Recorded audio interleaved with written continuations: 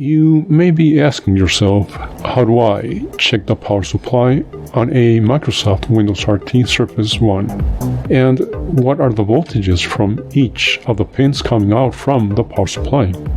Well, you, my friend, are in luck, because I will be showing you how to connect your multimeter to each pin in order to check the voltage. It is very easy and very basic.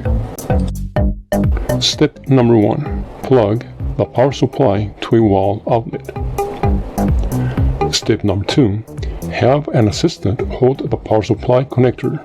If you don't have an assistant, use a vise or anything that will help you keep the plug from moving around. Step number 3. Set the multimeter dial to direct current, DC current.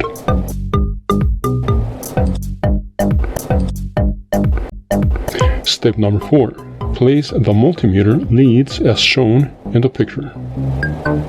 Step number 5. The voltages should be at least 12 volts. The Microsoft power supply specifications call for 12 volts and an output current of 2.58 amps. That's it. It is that simple. As long as your voltages are within range, your power supply is working properly. Until next time.